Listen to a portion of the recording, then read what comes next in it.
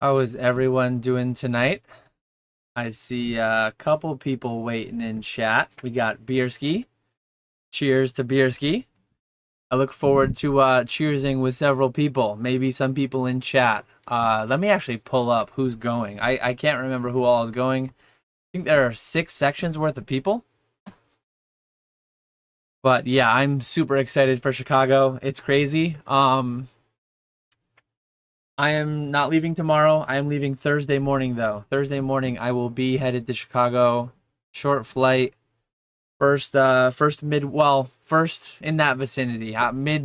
Midwest, north mid. I don't know what you'd call that, but whatever the Chicago area is. First one in that vicinity. I think it's a shorter flight. Is it a shorter flight than Charlotte? I think it is. But yeah, we've got Beerski, we've got the Green Shiz, we've got BB saying a preemptive late. I apologize, Brandon, if you're still here. I know that you wanted me to bring your stuff by hand to Chicago.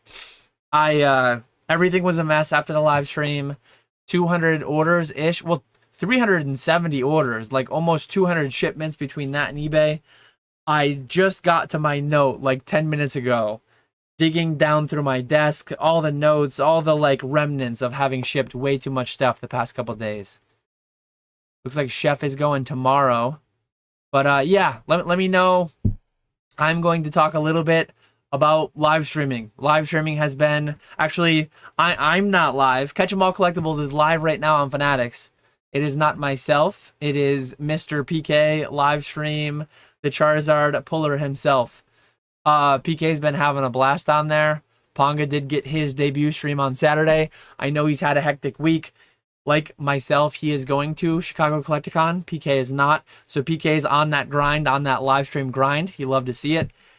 And yeah, this week has been a combination of a lot of things. Shipping out all the stuff they need to keep them going. Shipping out all the stuff we sold on Friday night. That was a really good time. I don't anticipate. I've had a couple people ask me like, "Hey, we see PK, we see PK, we see Ponga. When are your next streams going to be? Are you going to have a certain night?" Well, I realize I have my earbud in, but I don't have music going. Are you going to have a certain night that you stream, a regular time? Down the line, I might get to where I have some form of consistency, but so as not to lose my consistency here, so as not to lose my consistency elsewhere, and to allow consistency from Ponga and from PK, I do not plan on streaming.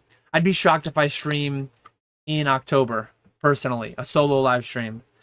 I want to make sure they get up and running. I want to make sure everything's sorted there. And then maybe monthly, maybe quarterly.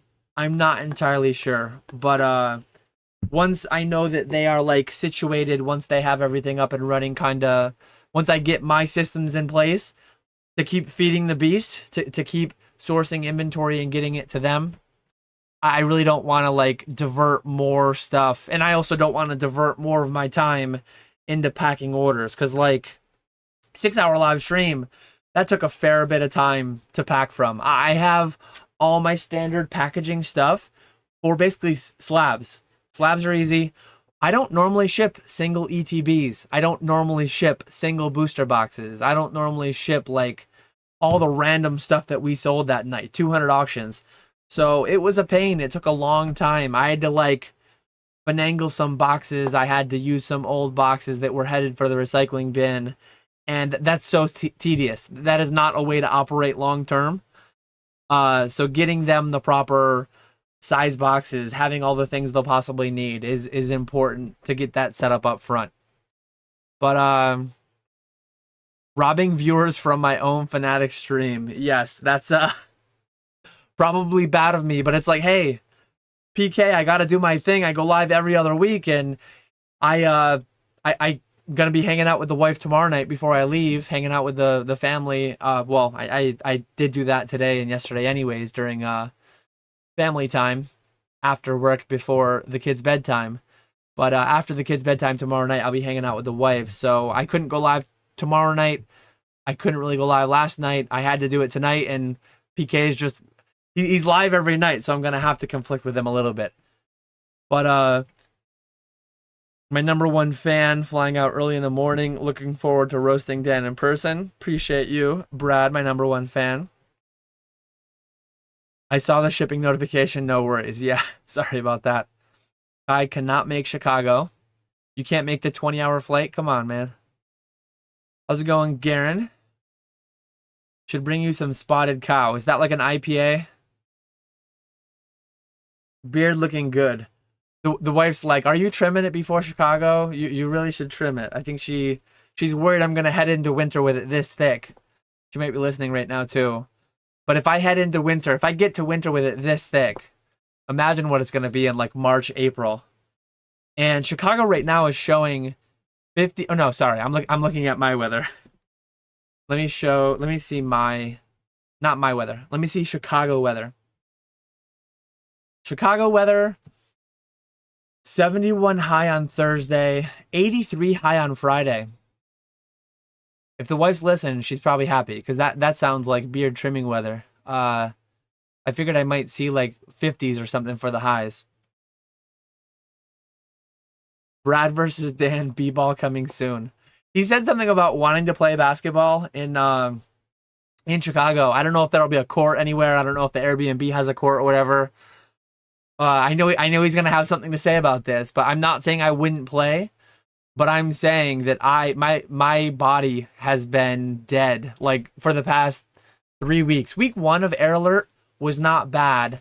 I just started week 5, and it is like it is wrecking me. It is a lot. When you start the day in the morning, I think week 1 sets times reps. Like basically every exercise is a jump of some sort. When you start your day with 1,000 jumps, when you start your day with 2,000 jumps, your legs are pretty damn tired the rest of the day. And then in between the rest days, like usually the day after or 2 days after is the worst. Every other week.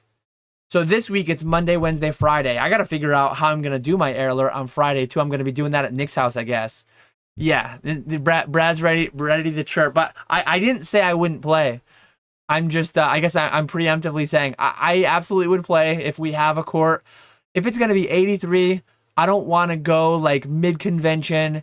Like Rusty's was a blast. I'm glad I did it, but it also kind of sucked doing that and then just being so sweaty, stinky for the rest of the day. I ideally don't want to be in a situation where that, if Nick can set up a basketball hoop, if there's a park, if there's a court right near Nick somewhere, meet me in the morning. Let's play. I'll play. And then I'll do my Air Alert, and then I'll shower, and then I'll go do things where I don't have to be stinky, sweaty, smelly. I don't need to smell like a Pokemon convention at the Pokemon convention. I really don't want to do that.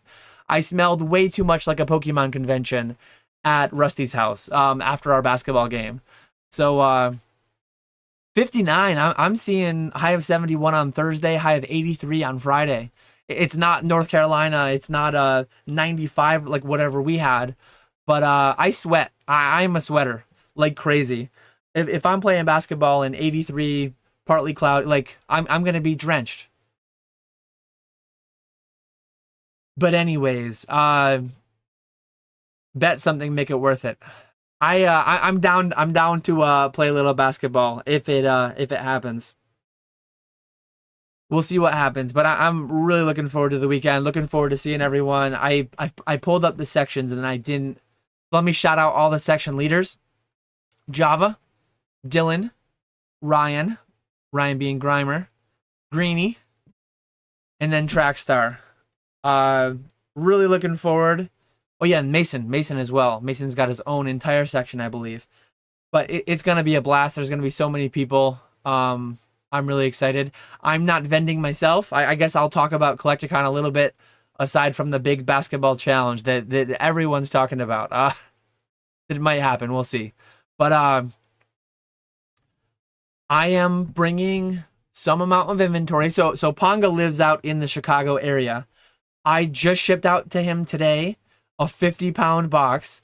And last week I shipped out to him 4 50-pound boxes, primarily for streaming. But also, if you want, I told him, if you want to bring anything that I sent you for streaming to the convention, absolutely do that. Like fill out your 2 tables, fill out your setup, whatever you want. I am going to bring my my Zion cases right over there that's already partly filled. I'm gonna bring a full Zion case of singles, slabs, things like that. For I'm not gonna take any of it home. Anything I buy in Chicago, unless I buy something like really, I might buy something for Fanatics auctions. I might buy something for my eBay if it's higher end, if it's not stream ideal. But I'll try to do a little bit of sourcing. I'll likely just go spend a little money, immediately bring it back and just dump it with Ponga at the table. It's like, hey, if you want to put this out now, put it out now. If you don't want to, put it in the back, take it home, stream it on Fanatics. So yeah, I'm not going to be vending. Ponga will have some stuff consigned on his table on my behalf. If he sells some of that, great. If not, he'll take it all home and he'll stream it on Fanatics at some point. So yeah, first 4 days or so of live streaming has gone well. PK is on a mission. He went Friday with me. We gave Saturday night to Ponga, and then PK Sunday, Monday, Tuesday. I don't know if he's doing tomorrow or not. He's definitely not doing Thursday because he does do his live stream. Unless he does, maybe he does his 45-minute live stream and then goes live for an hour afterwards. I honestly don't know. He's on a mission right now, which you love to see. But yeah, streaming's going well. Chicago is hype. Chicago's exciting. After Chicago too, I've had a couple months off from travel since the last convention, but after Chicago, I have a 1 week break. I think we have a birthday party. My daughter got invited to a birthday party, I believe. And then the 2 weekends after that are like 2 travel weddings. I'm not like in them. I'm not like a groomsman. The wife's not a bridesmaid or anything, but we're traveling to a couple different weddings, and both out of state. So it's Collecticon this weekend, 1 week break, and then 2 weekends of travel. So it's going to be a busy next month. It's going to be a very busy next 4 weeks. And a lot of exciting things going on, though. As always, let me know if you have any questions. If you have anything specific, feel free to leave them in the chat. Otherwise, I will just rant and ramble. I do have to say, a little bit of a sports update. Very exciting time of year. Let me go full cam. Let me show you one. The Rangers open their season, the New York Rangers, the New York Hockey Rangers. I know there are other Rangers in sports. I don't even know if the Texas Rangers are in the playoffs. I don't care if they are. I'm only watching the Mets games. Very exciting Mets games at that. Mets won game 1 against the Phillies. They took care of business first round, wild card weekend. They won that series 2-1. Exciting games. A little bit like too exciting. It's like, hey, why don't you guys just take the lead, win the game without too much excitement? They did tonight, I will say. What did they win? Like 7-2? But they did it in a semi-exciting way, though. I think they were up 6-0, and 2 scored, 2 or 3 base runners. I think the bases got loaded, and they ended up scoring 2 or 3. They had it to where like the guy at the plate, had he hit a home run at one point, it would have only been a 1-score game going into the 9th after leading 6-0. So even when they let it wire to wire, they never trailed in game 3 tonight. They still like gave a little bit too much excitement. Sometimes it's nice to just take the lead early and then dominate and win the whole game. But they've been playing from behind.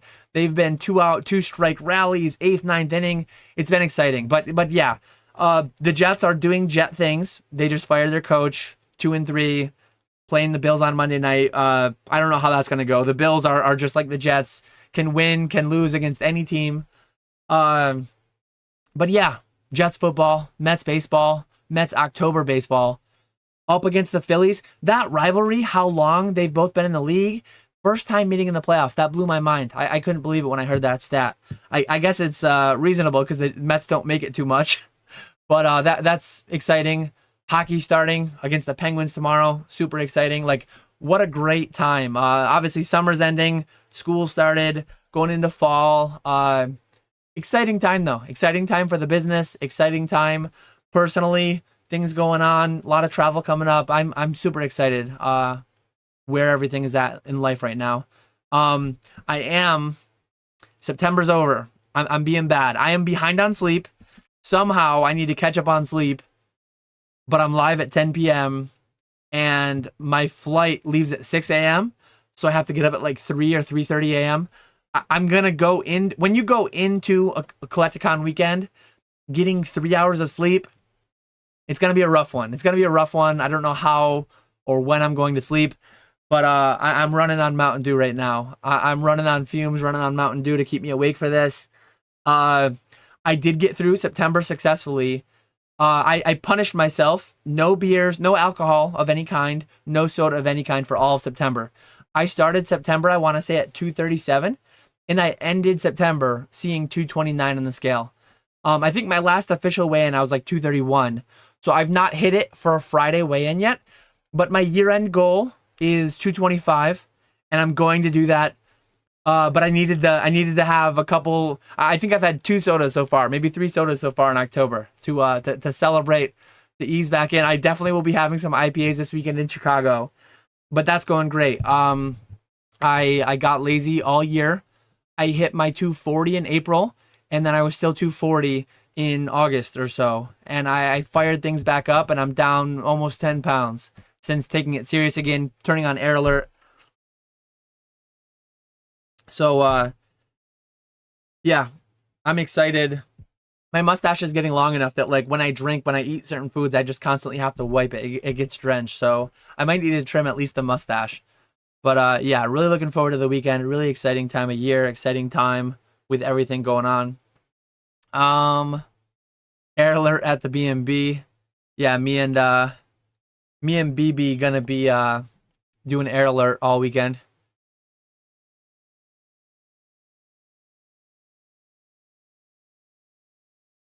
That's more than my weight in cards. Yeah, that's more than my weight in cards. I've sent Ponga so far 250 pounds of Pokemon cards. PK, we filled this car.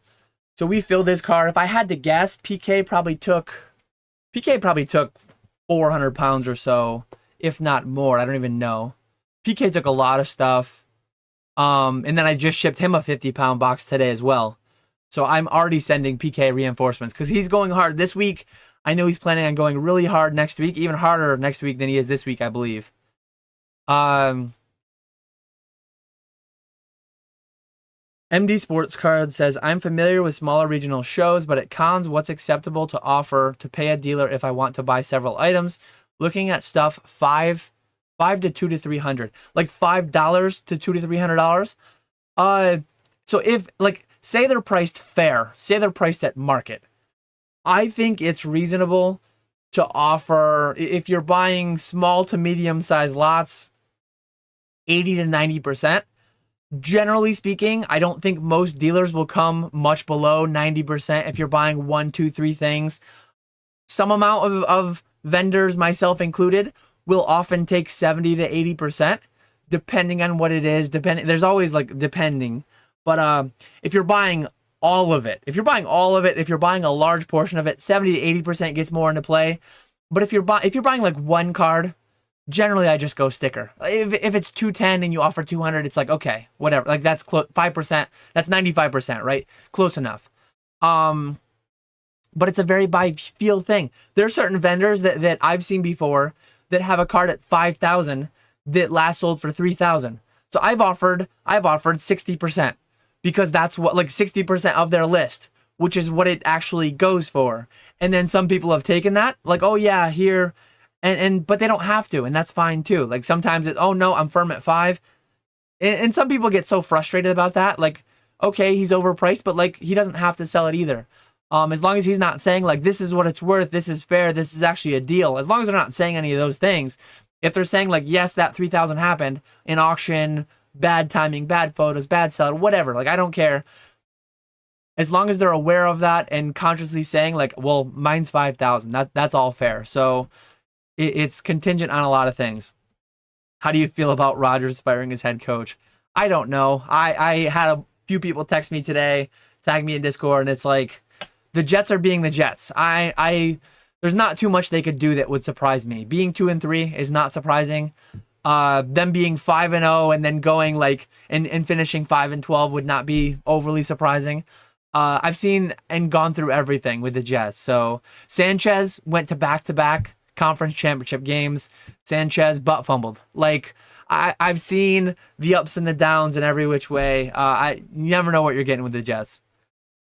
I guess the Jets are very much like PSA or something. Consistently inconsistent. You always know that you're getting something new and unique and never know what to expect. How to pop up to not forget I'm a moderator. Are you ruffling feathers? I hope not. I don't think so. It's funny. I made that video for Monday, knowing that I had made one similar about a year prior, a little over a year prior. It was actually in September of last year. Sometimes when I make like a refresher of a video or an update to a video, I'll watch it beforehand so that I can reference it, so that I can talk about it in a different way. I didn't rewatch my old video. I said something about ruffling feathers. I said and made so many of the same exact points. It's like someone's gonna watch this, and then they're gonna watch my old video, and they're gonna be like, Dan just copy pasted his whole video. I truly didn't. I guess my thoughts and my observations of the market have not changed though in a year very much, and it was just funny. It was funny after I recorded my video, while I was timestamping it and stuff. I'm like, hey, what did I actually say in that video? Same exact things. Let's see. I'm a big Mika and Igor fan. Yes, I just moved it. I just moved my Charmander. I forget where I put it, but I do have an Igor Shesterkin, and I have a business card signed by Igor. Shout out to Pokey Chef, the legend, got me those. But yeah, big fan of the Rangers. Really excited for hockey to get going. Running on Mountain Dew, don't meet your heroes, folks. I don't do coffee. I don't do energy drinks. I don't do any of that stuff, but I do enjoy on occasion. I probably, there's been times where I've probably drank 4 sodas a week, and that's too many. I probably long-term average, I want to be doing like a soda a week. Like I think that's completely reasonable. I think that's completely within the realm of moderation. There's I'm not a sweet tooth guy. It's insane that I even like soda, because there's 46 grams of sugar in this, which is obscene, absurd. But like, someone will watch this, someone will hear this and say, oh my God, I can't believe that guy drinks soda. There's 46 grams of sugar in that. As they're eating a cake, as they're eating a bowl of ice cream. It's like, not excusing what I do, but it's just funny. Some of the people that'll cast stones. But yeah, moderation. Try to roll back to only a 12-pack of IPAs instead of 15 or 20 this weekend. We'll see what happens though. He's one to block out the noise by making 3 standalone videos on drama. I am going to do so. My next, I'm upcoming video collectibles. I'm gonna do like a mini series on grading. I talked about PSA, CGC, BGS, the top grade, the bell curve, all that good stuff on Monday. I'm gonna talk about the abomination that is half grades. I'm going to talk about how CGC used to treat half grades, the former 9.5 Gem Mint, and I'm going to talk about how they currently treat 9.5 Mint Plus. I'm going to talk about how PSA treats half grades, the absolute joke that is. So that'll probably be Monday's video.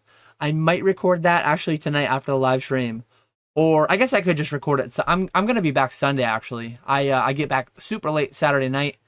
I'm going to be at Chicago from Thursday to Saturday, and not Sunday. And then it's actually it's a holiday Monday, but I probably will work. I don't know.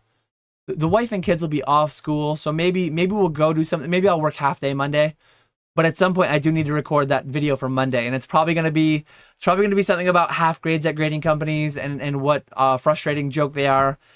And then at some point I'm actually gonna look at some of my recent PSA returns, and I'm gonna talk about like what is a 10. What is a 10? What is a black label? What is a pristine 10? The amount of times I've heard people, and I'm not going to try to do the whole video right now. I'll try to be quick and then go back to chat. The amount of times that I've heard people say, I bought 50 Celebrations Charizards on TCGPlayer and 0 were gradable. The odds of that are 0. There's no shot. The amount of times that I've heard people say, I bought X amount of Y card and none were gradable. And I like the same exact card just last week, just 2 weeks ago, just a month ago. It's like I bought 50 of those and I graded 45 of them. You're pre-grading way too hard. People are sending black labels to PSA. And yeah, I'll save that rant. I do want to keep the lights. Ideally, I don't go red light tonight because red is dangerously close to like the Phillies colors. And orange and blue Catch 'em all collectibles colors, also Mets colors. So there will be no red lights tonight. We are Mets colors all night. So I need to be careful. Being bad for Dan means drinking Mountain Dew. I bet you had perfect attendance too. I never once in my entire career at my company had perfect attendance. I never once in my entire college career, high school, middle school, elementary school. I was a very sickly child, actually. I don't get sick much in my older age, but I guess I play hooky. I used to play hooky some on my old boss, my old company. I do play hooky some on my current boss, my current company as well. But no, I actually almost got held back. So I was a low effort student, but like a high achieving student. At least in grade school through high school, that stuff all came easy to me. College, I had to try hard. College, I had to try hard to get average grades at a good school. But I was low effort. I was not a good student in that I tried hard. I was a good student in that I did all my work and I got really good grades. But I never had good attendance. I almost got held back in 7th grade, I believe it was, because I had like 19. I think I had 19 absences. And if you got over 20, I think something happens where if you get over 20, like they have the ability, if they want to hold you back because you missed over 10% of the school year or whatever it works out to be. And yeah, I was in the hospital for like 2 weeks and then I had something else and I had something else and genuinely sick. Like on average, probably K to 12, I probably had average 8 to 10 sick days, with the worst being like 19 or 20, almost them talking about holding me back when my grades were good. It's like, what are we talking about here? Anyways, I'm going to try to be better about bouncing current chat. I'm not that far behind chat. I don't think I will be tonight, but, I think at one point they diagnosed me with sports-induced asthma, and I did have like an inhaler. I had all that, but I don't know if I actually had that or not. It's weird. I don't really believe that I had that. I don't do anything with that now, but I just constantly would get like different stomach bugs. Anything that went around the school, I would just get it all. It sucked. I was constantly sick. Missing school legitimately. High school, maybe I had an easy ticket to fake it because I don't think I utilized it much in my younger years, but definitely there would have been a time or two that I used it in my high school. Oh, I'm not feeling well. Parents wouldn't question it whatsoever because like I averaged 10 sick days a year. So it's like I didn't have to play the thermometer trick. I didn't have to play any of those tricks. It's like I'm gonna get sick today, and then boom, I'm off for the day. I probably used that a couple times, but yeah. Anyways, I guess hopefully my thought is that I was sick enough between birth and 20 years old that like I'm done at least for a long time. Hopefully that's the idea. I think I got sick enough. I had enough illnesses, enough hospital stays. Though last year, I had my appendix out, so I guess I had my first hospital stay as an adult last year. But hopefully I'm not due for anything too major, at least for a while.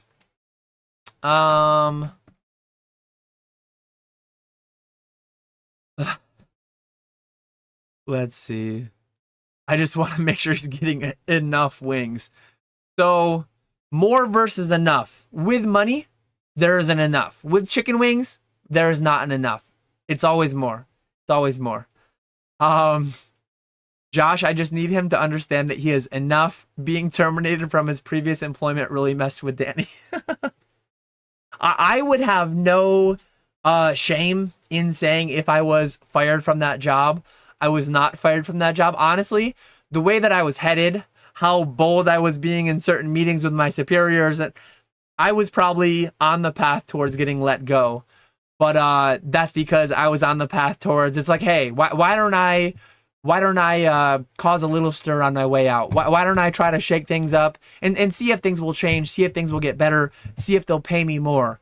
And none of that happened, so that's why I ultimately quit. But yeah, if I got fired, I would have no shame in saying that. I wouldn't care, but did not get fired.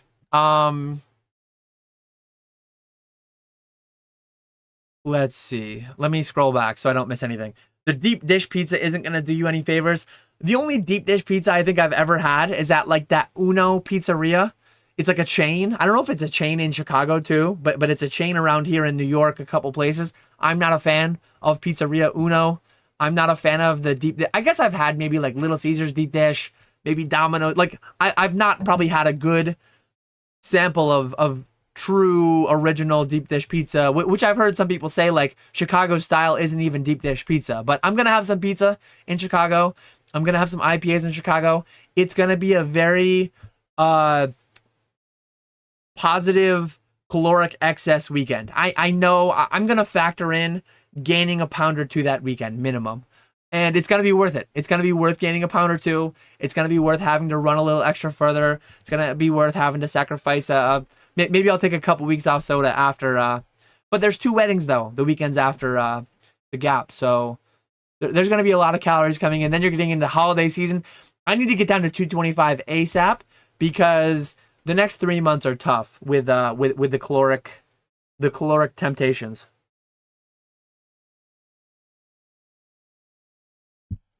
Island Hustle question: how do you propose to PSA to accept a different variation for grading a card? So these days, I do not grade anything very niche. I do not grade anything very special. I think some people do it through the customer request center. I think some people do it through emails. Historically speaking, I would just enter a card in that was similar, and then I would delete out what wasn't right, and I would edit it. So say I had a promo that like the standard hollow was cracked ice. Say that all of them were cracked ice hollow, or say the other way. Say the standard Galaxy or Cosmos hollow, and I have a special blister variant or whatever that was cracked ice. I would just go in, enter the same number, same card, same Pokemon, same everything. I would delete a couple things out, and I would just put hyphen cracked ice. And I've done that before with success.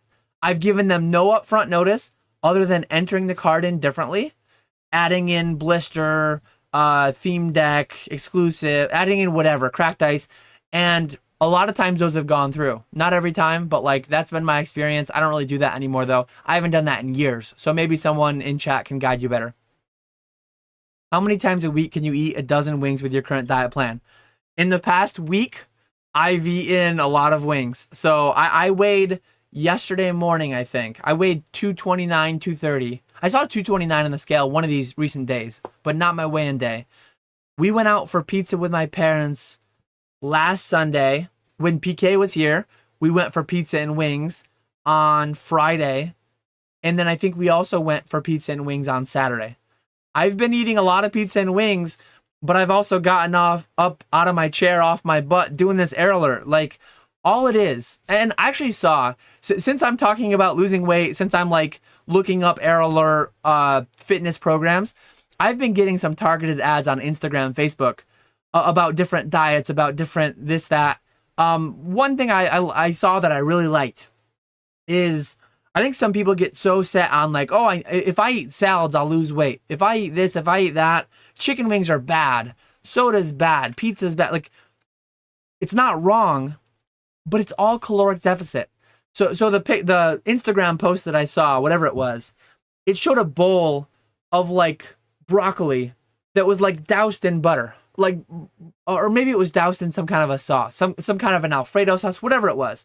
It was like a relatively healthy food, and it was a big bowl of it doused in buttery, garlicky, whatever kind of delicious sauce. And it compared that to like a steak.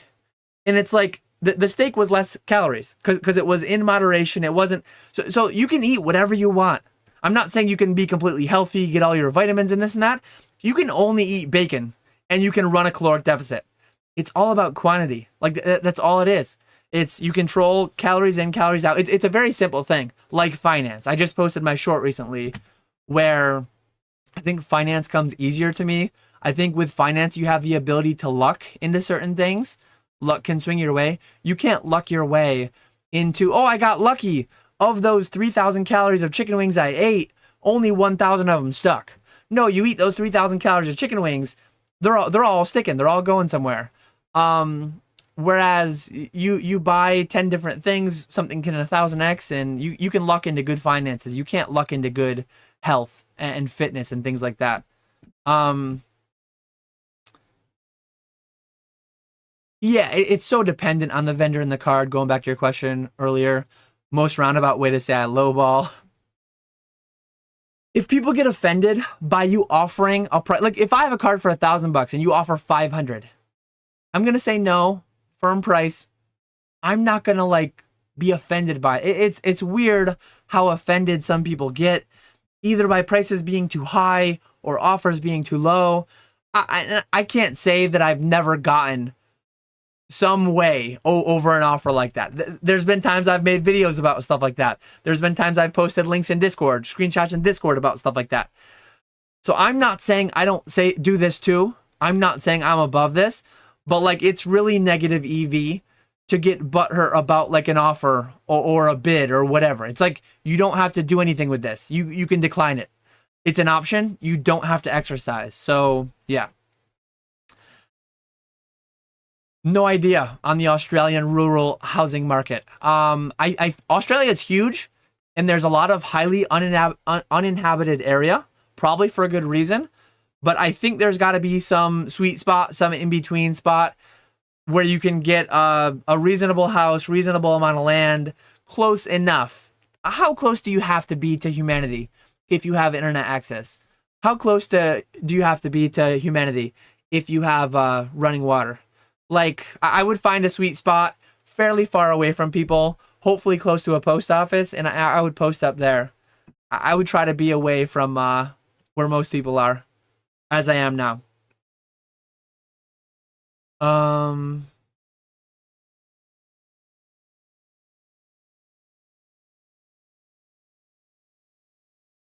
If I start drinking, well, I don't know what matcha is. Matcha?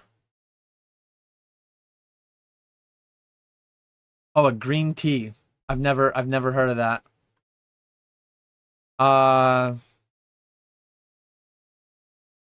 yeah, he's got to be super triggered. My number one. I tried Olipop. I stevia I cannot do. I did not realize it had stevia in it. I bought 3 of them. I drank 2 of them so far. They are not terrible. They're not as bad as sucralose. They're not as bad as diet soda. But stevia is not for me. I'm gonna have to try different options. Serious question. Why can't you accept compliments? Context for that is Brad said I looked skinny. It's like, come on. You don't have to lie to me. I know I don't look skinny. I 25, 30 pounds less. I could. But I don't know if I'll get there.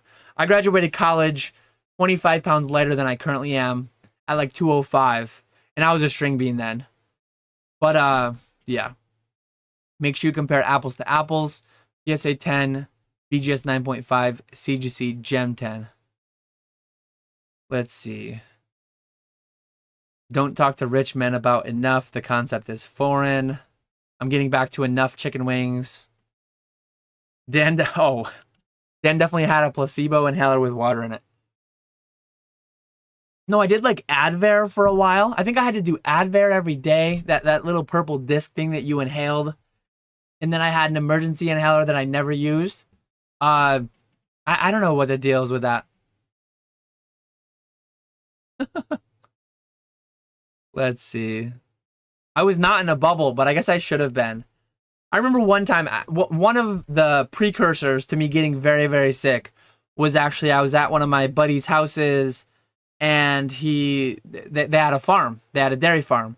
I had raw milk. I had raw milk out of the, not straight out of the cow. I wasn't doing the banned moo milk by any means, but the big 1,000-gallon tank, whatever it was, he just scoop a ladle in, and his family, they drank raw milk, and they were used to it, whatever. I drank raw milk. I got up from the dinner table, and I, like, having gotten sick over my youth, over my childhood, I could always tell when it was coming. And I would always get, like, I never threw up in school, outside of a bathroom, outside of a toilet. I rarely threw up at home, outside. Like, I always knew when it was coming. I stood up. This was probably when I was, like, 12-ish. Having a nice family meal with his family. Whatever we were eating, ham and corn and whatever, and raw milk. And it tasted good. I stood up, instantly projectile everywhere, and I was in the hospital for like a week after that. I don't know if it was related to that, correlated to that. I had some unknown virus. That's the crazy thing. Multiple times I went to the hospital and they never even had like, oh yeah, you had this. It was like an unknown viral thing multiple times. They had no idea what was going on. They had IV going in. That was actually, I mean, losing weight, not a good way to lose weight. But when I was like 100 pounds, I think I lost like 20 pounds. I lost some obscene amount of weight, obscene amount of weight, water weight, basically, like completely dehydrated, unable to keep anything down. It was crazy. Random recap of a story. One of the worst weeks of my life that I didn't expect to recap on a Pokemon live stream. But yeah, I was not imitating. I was not imitating the band Moo Moo Milk. Let's see.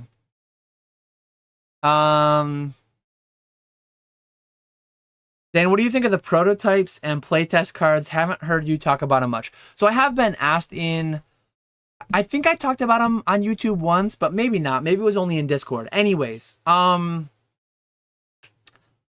I am not the consumer for them. I don't really care that much. I like promos, I like trophies, I like set cards. I like things that had an intended release, things that have a known-ish amount, things that have a known-ish story, background, all that stuff. These things just don't do it for me. The market values them significantly higher than I do. If the cards go down 90% from where they are, maybe I'll get them someday, but like they're just not for me. And it's another weird thing, like talking about earlier, people getting offended over offers. Some people are offended over these things' existence. Some people are offended over the fact that a certain grading card company will grade them and blah, blah, blah. It's like, it's just weird to me. It's like, you don't have to buy them. You don't have to enjoy them. You don't have to like them. They're not for me. The market values them more than I do. So I don't have that much to say about them. If you like steak, I love steak. I recommend Gibson's, right across the street from the convention center connected to the DoubleTree. I might check that out. I'll probably be going where the crew is going, but hopefully we might do a steakhouse one night. Lalo. In general, do you grade potential PSA 9s, or if you get a gut feeling it's a 9, you just don't submit that card? So going on what I said earlier, I will talk about this in depth in a video coming soon. So if you're looking at a card, shout out to Graded Edge. Graded Edge is currently an exclusive website that is only available if you are a patron of the Pokenomics Patreon. Linked below in the description if you're interested. $10 a month, you get Graded Edge, you get the weekly office hours, you get the monthly Zoom calls, yada yada. But anyways, what Graded Edge will tell you, I'm going to pull up right now. Maybe I'll put it on screen, maybe I'll just do it for me. But I'm going to pull up the Celebrations Charizard. I'll get it on screen because I've been bad where a lot of times I'll pull something up during Pokeflips and I just won't put it on screen. I don't know why. It's easy enough to do it. But yeah, let me get this pulled up and I'll actually get it on screen. I guess I'll spill a little bit of the sauce for everyone here. Where's my classic collection? So I will demonstrate to you with the Celebrations Charizard what my line of thinking is exactly. And this will be duplicated. I will talk about this in a video 2-3 weeks from now. But so if I share my Graded Edge, okay. Let me get it on screen, configured, ready to go. So this is Graded Edge. For anyone unfamiliar, as I said, it is a benefit of the Pokenomics Patreon. It is a website that just, it doesn't bring any unique data. It just compiles data that would normally be very intensive to put together yourself. So a PSA 10 goes for $165. Let me zoom in. I don't know why this is so small for me. So a PSA 10 is $166. A PSA 9 is $82. And the numbers are skewing some on this. The numbers are changing some here, but I'll tell you what I see and what I would do. So I see that a 10 makes me $51. I see that on average, people who have submitted Charizards get 65% 10s and 31% 9s. So a 10 rewards me more than double what a 9 punishes me. Certain cards, a 10 might reward you $20 and a 9 might cost you $20. If the punishment is as big in absolute terms as the reward is, I will be much more cautious and I will send only cleaner examples of cards out. But in this instance, given that 110, like if you submit 10 cards and you get 8 tens and 2 nines, you're winning that. So I will submit more of those borderline cards because the 9 is not that punishing. This card a few months ago, and certain other cards at this time as of today, there are certain 9s that lose you $5 and the 10 wins you $80. If that's the case, I will submit even more borderline cards. I will be perfectly fine getting 9s if they're essentially break evens. Because one thing this doesn't take into account, I sell my 9s for more like $90. I sell my 9s $90 to $100. I sell my 10s at like $180 to $190. I need a restock. I sold out recently. Well, a little while ago now. I've been without for a little while. But yeah, it's very case by case. It's very like how punishing is the 9, how rewarding is the 10, and then you judge based off that. If the 9 is gonna smoke me and the 10 is barely a W, I probably won't even be buying those cards to submit. I'll be trying to go for the high pop stuff that sells a lot. That's another thing Graded Edge shows you. It shows you how many cards have actually sold. So 283 Charizard celebrations have sold raw on eBay in the last 90 days. 303 10s have sold. So if I'm doing a submission of 100 celebrations Charizards, it's like, oh man, if I grade 100 PSA 10s, I might take the market. I'm not that worried because 100 get sold in a month. If I bleed them in over the next 3 months, I'll probably barely drop the price. So Graded Edge just compiles a lot of data that's really useful towards grading cards. And it looks at all the sets from the past few years. It looks at all the cards with a pop over 50. And you can set like, I want my 9 to maximum lose me this much money. I want the raw card to be maximum or minimum this amount of money. I want a minimum this amount of profit on my 10s, minimum this amount of profit on my 9s. There's a lot of stuff you can do with it. It's a really nice tool. Do you ever look for personal collection stuff at events like this? Or is it all sell, sell, sell, and buy for the business? I usually buy a couple souvenirs for the kids. So I'm buying like PC stuff for the kids. If the right thing caught my eye, I might buy it. I have some weird, selling some marbles on the live stream the other night. I have a full Pokédex case, Pokeball case of the marbles. I have a full set of all the battling coins. I do have some silly niche stuff in my collection that if I saw it and it's new and it's novel and it's priced well, I would buy. But yeah, this weekend, I'm not going to be like, if I don't buy anything for the streams, that'll be fine. But I'll try to have my eye out for the streams. If I can source a little bit for Ponga and PK, that would be great. If it doesn't happen, it's not the end of the world.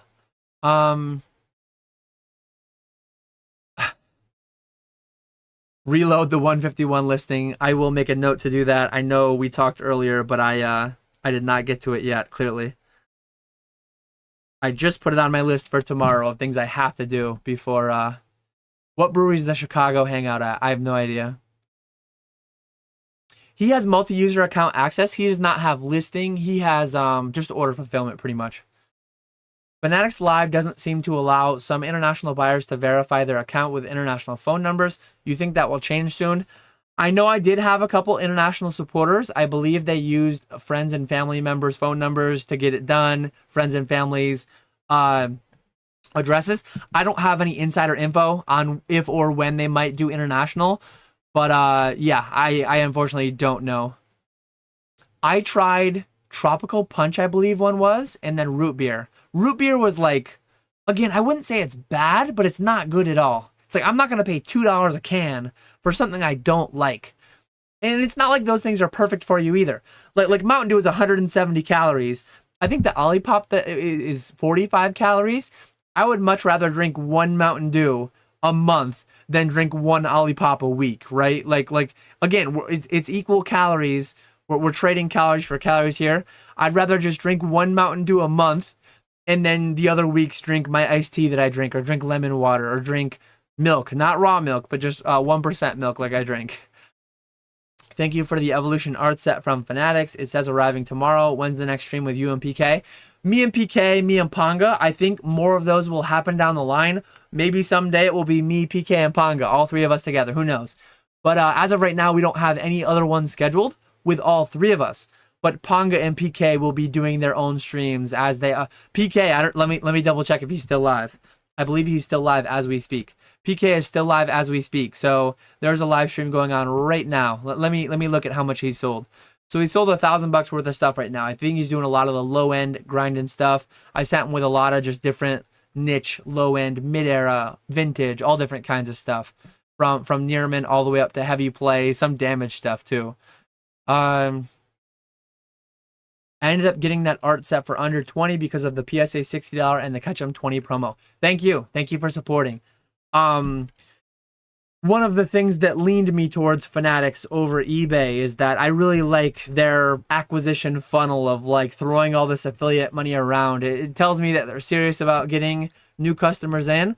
Hopefully they're not just buying people who will, and some amount of that will happen. Some amount of people will just come in, use the promos and never do it again. But the idea is like the credit card offers.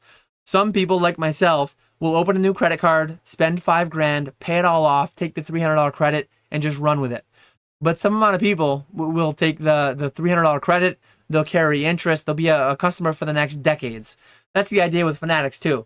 Some amount of people will take the $60, $80, $100, $170, I think if you max out everything.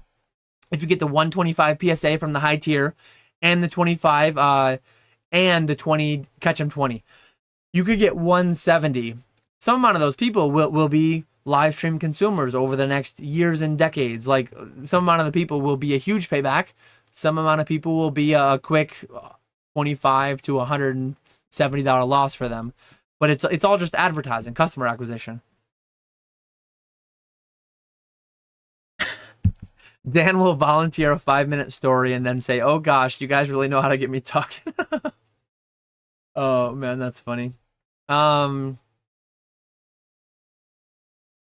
appreciate the I've had a handful of people reach out to me today, as they have over the past month or so. I appreciate the enthusiasm. I appreciate the excitement. But I do not intend to talk about MetaZoo tonight. Today was an important day. I've seen things posted. I will be talking about it down the line at some point, but the time is not now. Has Fanatics been profitable? So right now, primarily what I'm streaming. Nice thing about like pack rips, you set as a buy it now, you set a price that is just profitable.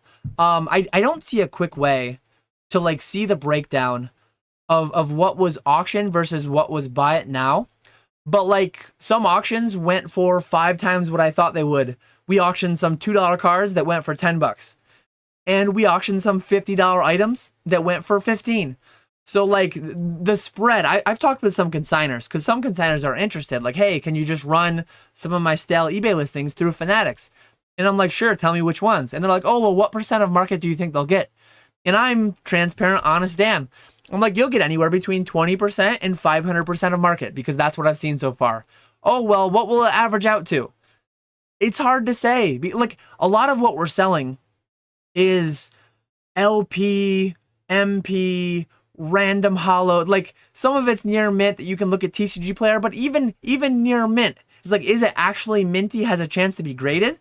Or is it true near mint? Is it Troll and Toad, TCGPlayer near mint, where it's going to get like a PSA 6 or 7? There's such a wide variance in a lot of this stuff that it's hard to say. And then the slabs, though, like I ran some high-end slabs. I want to say the high-end slabs I ran, Gengar VMAX Altar, a lot of the Evolution Altars. I ran different things like that. I think a lot of those were getting 90%. And Fanatics does have fees. If I ever do consignments through Fanatics, which is on my mind, something that I'll look into, there's going to be some fee structure added on top of what I pay, right? So, yeah, it just varies. It varies so much it's hard to say. But overall, the buy it now, the things with known fixed margin, they're there.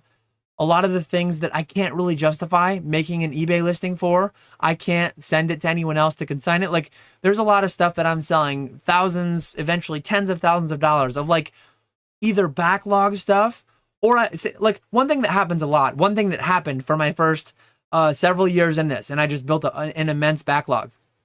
I'll buy a $10,000 collection and I'll take 20% of it. Shout out Pareto principle. I'll take 20% of it and I'll sell it quickly. I'll grade what needs to be graded. I'll sell some raw, I'll sell some of the sealed stuff, whatever it is. I'll sell 20% of it and get 80% of my money back. Sometimes I'll get all my money back selling 20% of it. If I grade it, get good grades, whatever it may be. And then for several years, I sold a little bit more until I got 100% of my money back. And then I just sat on the rest as profit. And some of that Troll and Toad allowed me to get rid of some of that Troll and Toad Evo. Over the years, I've bulked some of that out. I've sold some of that here and there. But a lot of it I haven't too. A lot of it I have sat in 5 rows that went to Ponga, went to PK. And they're going to bleed those out. It's nice when, like, here's a random card in front of me that we didn't end up auctioning. This one's really, really heavy play. This card still has value. I don't know if it'll go for $2 or $6. But, like, I have hundreds or thousands of cards like this. Look at that crease. So this card is a damaged Jumpluff from Neo Genesis. So somebody would buy this for their binder. It might literally be a $2 card. I can't take pictures of this and make an eBay listing. I can't consign with myself at Fanatics. I can't grade this. But I also literally have 5 figures worth of stuff like this. And once I'm done with my backlog, every time I buy a collection, there's some amount of stuff like this. Not necessarily like, does it have to be damaged? It could even be modern stuff. Like, yeah, sure, this could go to TCGPlayer, but some stuff can't though too. Like, I don't want to sell I don't want to sell LP on TCGPlayer. So I send my near mint stuff to Skya to sell on TCGPlayer. And then I have some amount of LP in that vicinity of cards like this. I can't list them on eBay. I can't sell them anywhere else. But live streaming, it's so easy. Throw up a 10-second sudden death. Boom, it's gone. It's gone. I get most of my money back. It's worthless to me otherwise, essentially. And having an outlet stream for stuff like that I've never really had an outlet stream for is great. So it's been profitable in that I'm able to unlock and sell profit in cards that I had a hard time doing before. Let's see. How come you don't hire my live consultant full package? Quote me. I've been asking you for some specific quotes, and you refuse to give me quotes. I think if you took a year-long break from Mountain Dew, you wouldn't be able to drink it anymore. I can't drink sugared sodas anymore because I can feel the sugar in my mouth. Yeah, it's like drinking syrup. I wondered, taking a month off of it, I wondered, it's like, will I even like it anymore? Will I still like it? If I took a year up, maybe I will. We'll see. But as with anything, not with anything. Certain things that there's no amount of moderation. There's no minimum amount that is fine. But I think soda is one of those things that if I have 1 or 2 a month and I offset it through eating slightly less, whatever else, I think the happiness, the positives that it bring me can outweigh the negatives, all that stuff. But we'll see. Given how once I've actually been trying and putting effort towards it, given how relatively easily I've been able to get down to 230, from 250 to 255 is where I started the year. I have 5 pounds to go.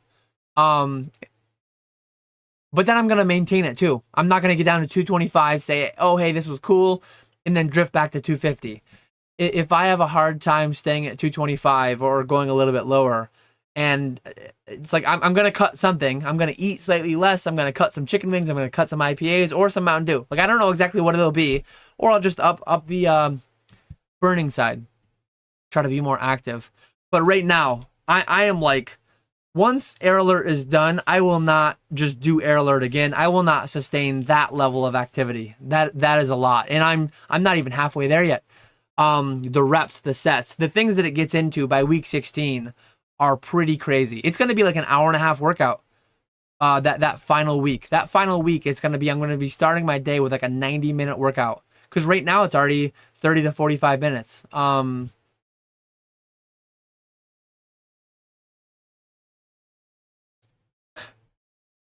Budgets have been cut for, I have a 0 haircut budget.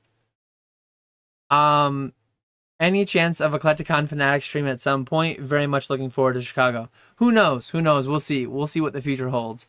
Mullet Dan would be awesome. Mullet Dan would get a pickup truck and let homies ride in the bed on dunes. We do have some dunes near me. I used to drive right by them on my way to work. Lot of mud in around here. We got some dunes to ride. Lot of trails. Right down the road from me is actually a big trail system. Snowmobile, 4-wheeler, all that stuff.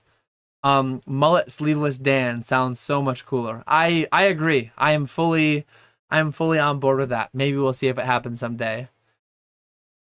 Um,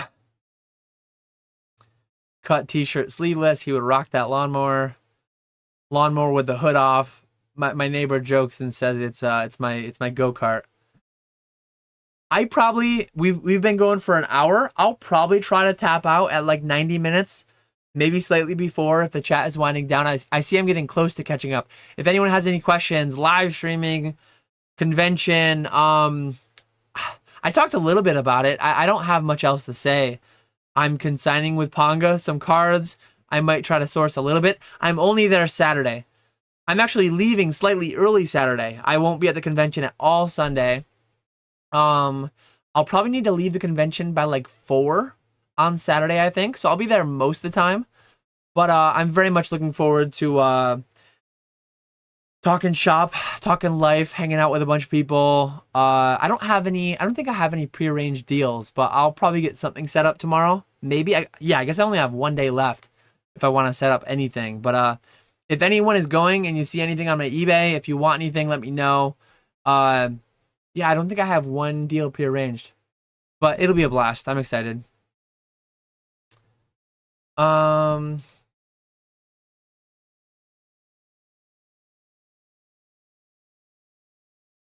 heard Nick collects jump loft. Nick prefers to pay $1,000 for his jump loft. He only likes minty ones that he pays $1,000 for.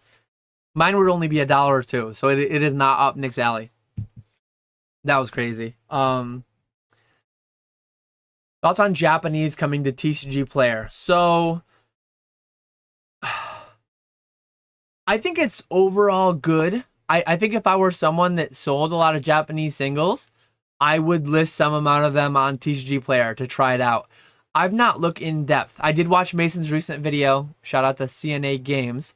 I'm sure most people here are familiar with him and probably watched that video already too. But it will increase accessibility. It will, one thing that I like, the main way that it will affect me, so shout out to Retrospecs. He's going to be in chat asking for a shout out. A well-deserved shout out at that. I get most of my Japanese singles from him. I get most of my Japanese sealed from him. Sometimes I go on my own and I do my own thing, but I get the majority through him because it's just he does more of that. I'm fine with him making money, saving me time. It's a win-win. But anyways, I think through him, I have good enough access as a buyer that I won't be a consumer of Japanese TCGPlayer because I have better, cheaper sources, presumably. But my sources aren't good enough and cheap enough, and maybe this will be a play for Retro. Maybe he'll sell on TCGPlayer because instead of selling to me for a profit, he'll just sell to the end consumer higher than he would sell to me, right? Get that end consumer, but it's more work. And do you want to sell one $10,000 order to Dan, or do you want to sell 1,000 $2 to $5 orders to or $2 to $20 orders to the end consumer? Yeah, so I don't have good enough prices to make margin selling it myself or having Sky sell it through my TCGPlayer, but I have too good of access that I won't be able to get better deals on there likely. So I think it'll be good to clean up the listings though. You won't have, hopefully TCGPlayer will clamp down on people listing the Japanese variant within the English, muddying up the cheapest listings, muddying up the sales and stuff like that. It's annoying how they allow 36 booster pack lots on the booster box listings because they do have solo booster pack listings. That is annoying and frustrating. But yeah, that's my overall thoughts. I don't think it's gonna have any like major. I guess it's a big boon for a lot of LGSs that have some amount of Japanese and maybe they don't have the foot traffic to take it away. People that rely. One thing I don't know, is it coming directly to direct, or is it going to be self-fulfillment only? I don't know the answer to that. Maybe that's probably something Mason would know. That's probably something a lot of other people would know that are heavily indirect. But yeah, that's my quick thoughts on that.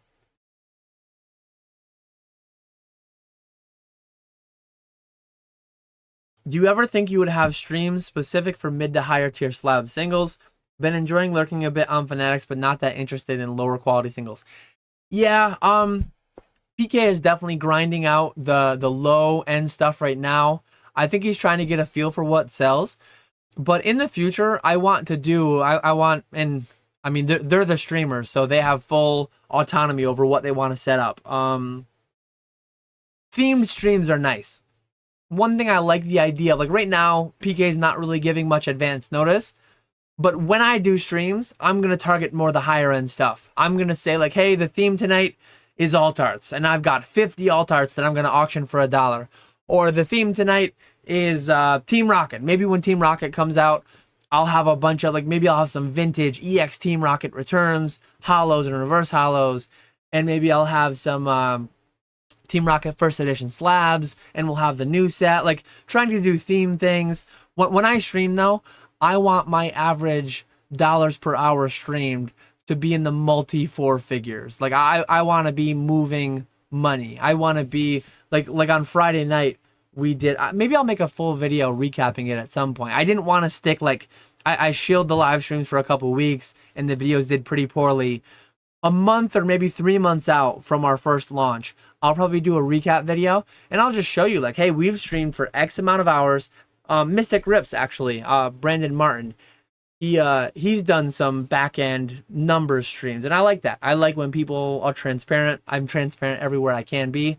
So I'll probably do videos like saying, hey, our best stream ever was X amount of dollars, and we did it for this many hours, and it was this many dollars per hour, this much average item. And it'll be interesting to see. I'll give a quick teaser just because people are here. And so last night, PK did $1,869 worth. I think he was live for 2.5 hours or so. So under $1,000 an hour in total sales. And his order count was, let me see. His order count was 112. So his average sales price was like 112. What did I just say the number was? 112 and $1,800. So his average sales price was like 16 bucks. 16 bucks average sales price. Some of those were $100 boxes. Some of those were $1 singles, and it averaged out to 16. But on our launch night, I won't share the launch numbers because those were big. The average sales, the hourly sales were much higher. How sustainable that is, I'm not entirely sure. I know that eventually I would run out of product after X amount of hours when you're doing multi 4 figures per hour. But yeah, there will be different themes. It will be catered towards slabs, sometimes more singles, sometimes more sealed, sometimes more pack rips. But we plan to do a little bit of everything. I emailed PSA and they responded asking for my driver's license because my account is blocked due to compliance requirements. Have you guys heard of this? Am I getting scammed? No, if you're selling stuff through them, they need you to full docs. They need all your stuff because they are going to 1099 you.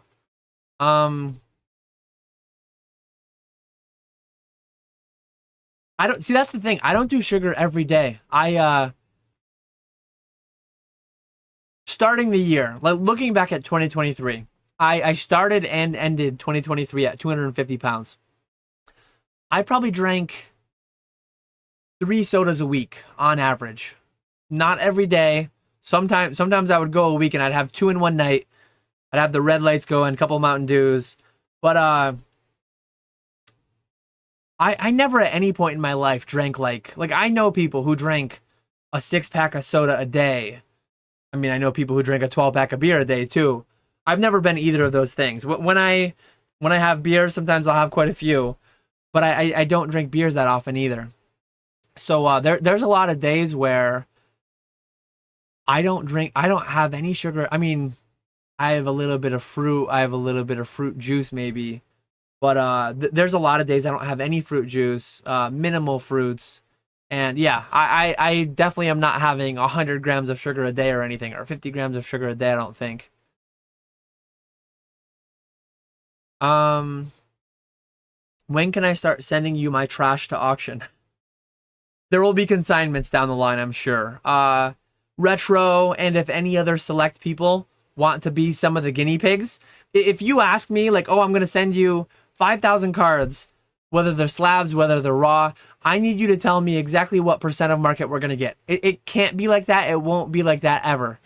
It'll be like, hey, I will YOLO your stuff. We will build an entire stream off your stuff, and you will get like, because the platform fees are like 9% with Fanatics. The shipping is something I'm paying. So we'd work something out where like you're gonna pay all the fees, all the shipping is gonna come out of your end, all the platform fees, and then you're gonna pay on top of that. You're gonna pay X amount per hour so that I can pay the streamer, or you're gonna pay like whatever, but it'll be less. Like when I do the guinea pig testing things, it'll be cheaper than what we actually launch at, very likely. So if people are interested in that, reach out. If I get inundated with that, it'll be like I can't deal with all this. This is too much. I'm the guinea pig right now, though. All my inventory is being streamed, so I am compiling data as we go.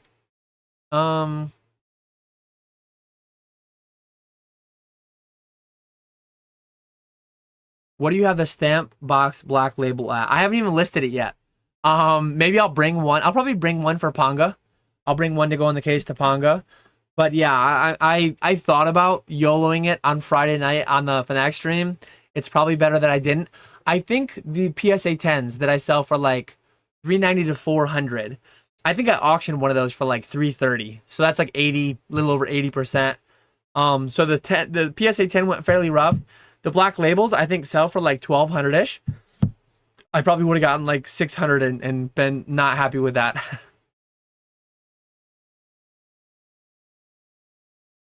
How deep are we going on this Crown Zenith reprint, Dan? I have many thousands of packs. I don't have 10,000, but quite confident I have 5,000. I wouldn't mind a few thousand more, but like 10,000 is too many, I think. That's a whole lot of packs. 5,000 is already quite a bit. But streaming, I love Crown Zenith. It's a very rippable set.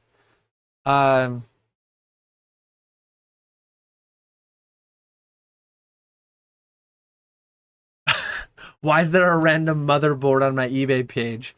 I need to just throw that away or something. It's former mining rig equipment for mining Ethereum years ago. I heated my house for a couple winters, literally with computers. So when during the summer I had a window open, I had them exhausting out a window basically, so they didn't heat up my house, so that they didn't battle with my air conditioner. But in the winter, these things like heated up my 1,000 square foot ranch. It was like, I think I had at peak, I want to say I had like 6 mining rigs. My electric bill every month was hundreds of dollars. And my baseline electric bill at that house was like $40. So I think I was $300-400 worth of, maybe more than that at the peak. I can't remember the specifics, but, yeah, I have a couple, I actually have a couple old PlayStations I have to sell. I have a couple PlayStation 2s I have to sell. I have a bunch of old phones I have to sell. I just haven't listed them yet. Just remember me when you pristine 1,000 cards. Wanted to buy motherboards. Please buy my motherboards.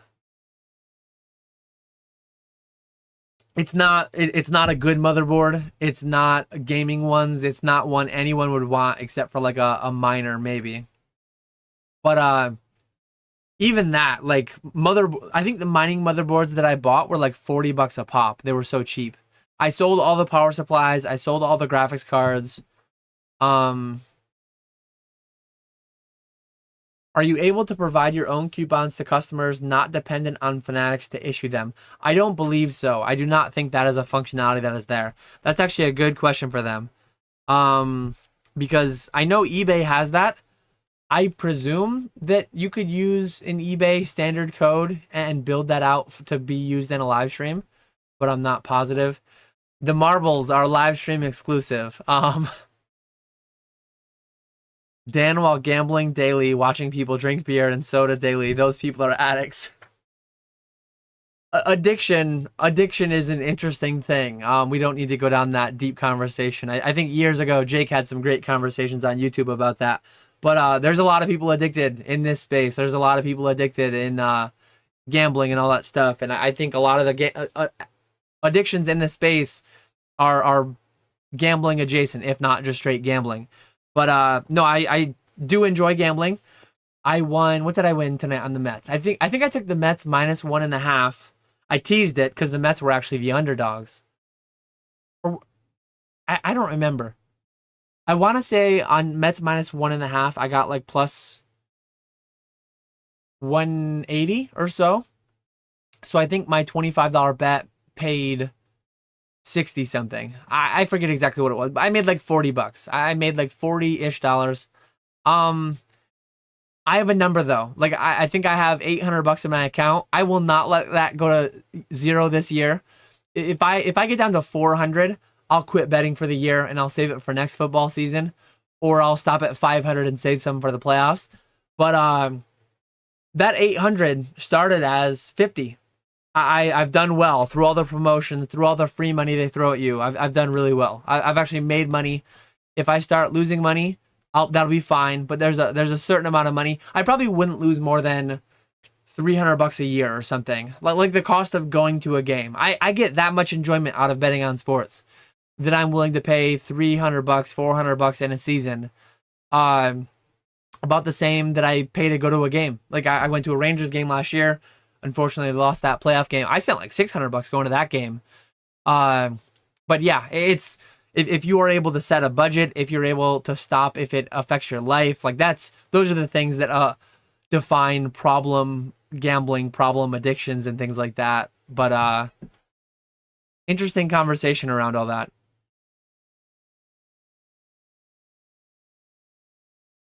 Oh, you're talking about Fanatics. Why'd you say PSA? Didn't you say PSA?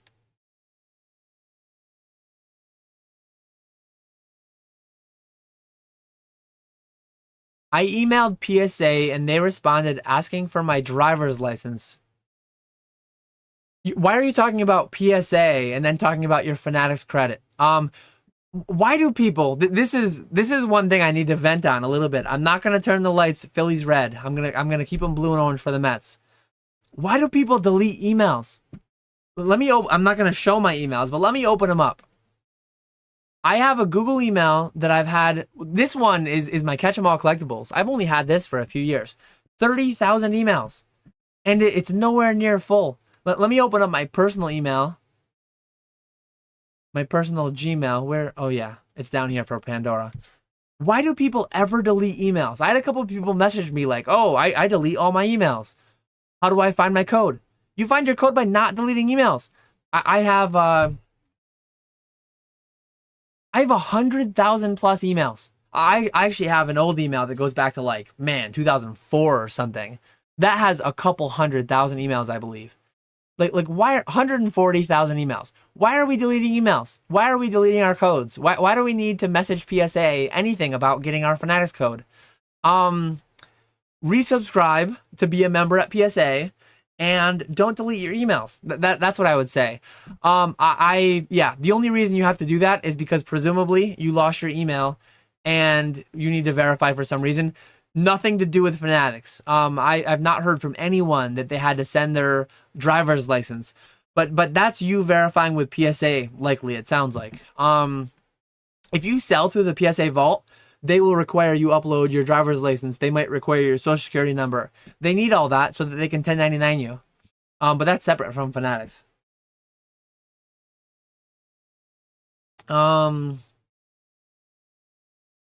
Giving away my consulting questions for free. Dan and everyone, please rip yourself a heavy Watsy pack on my behalf in Chicago. Treat yourself, everyone. Life's too short. Have some fun. Hope you guys stay safe through the storm. I know I watched your live stream earlier. You, Oak, Thrifty, Ernie. I hate when I start listing names and then as I realize I'm gonna forget some people. But Ray, all those people I listed, all the people I forgot to list. I hope everyone stays safe down in Florida. Heard you hit a mean gritty on live. Oh man. It was probably having the hurricane name. Having the hurricane name in your live stream probably just bots probably just go around YouTube seeking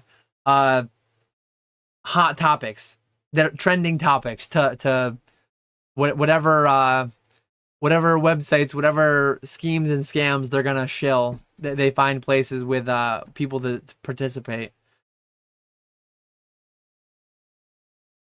Basic asks a question if it's normal for PSA to ask for an ID to have a license. Dan, why do people delete emails? Why do they though? That's why he's having to do it, presumably. I had multiple people reach out to me that said like, oh, I searched my email, but I always delete my email and it wasn't in there. What do I do? I have no clue. Why do you delete emails? It's 2024. Like, you have infinite storage of emails. Like, what are we doing? Use it.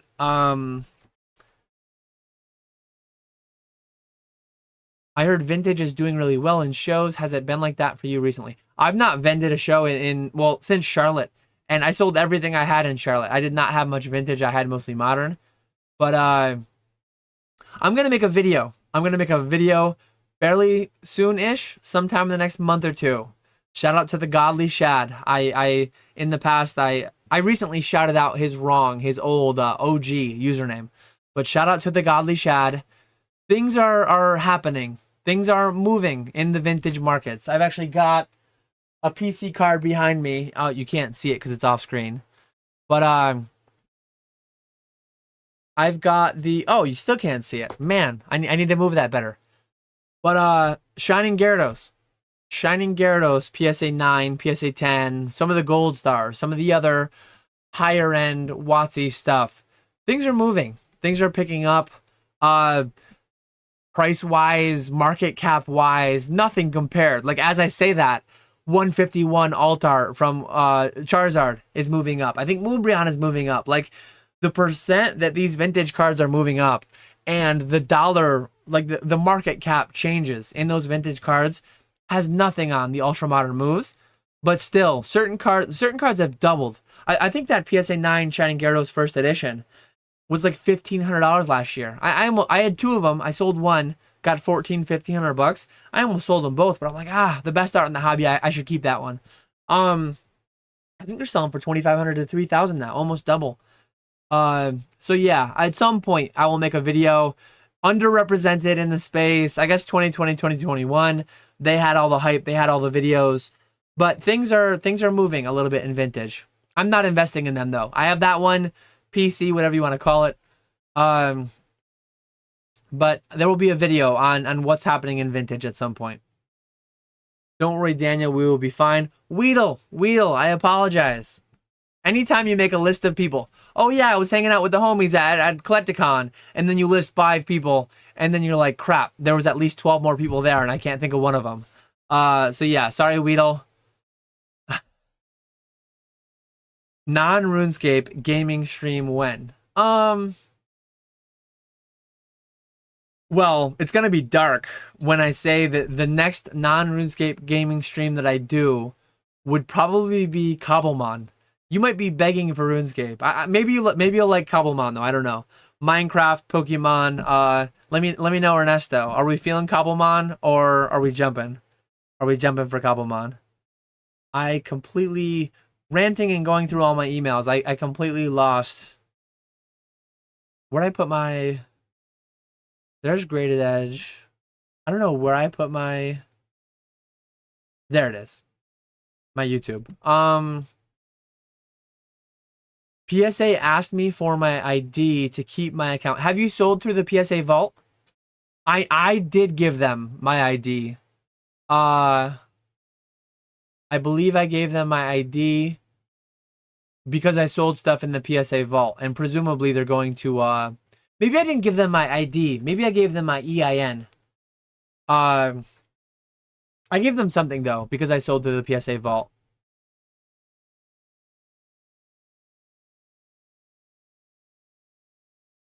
I have all my credentials to log in, but I'm blocked by PSA due to compliance requirements.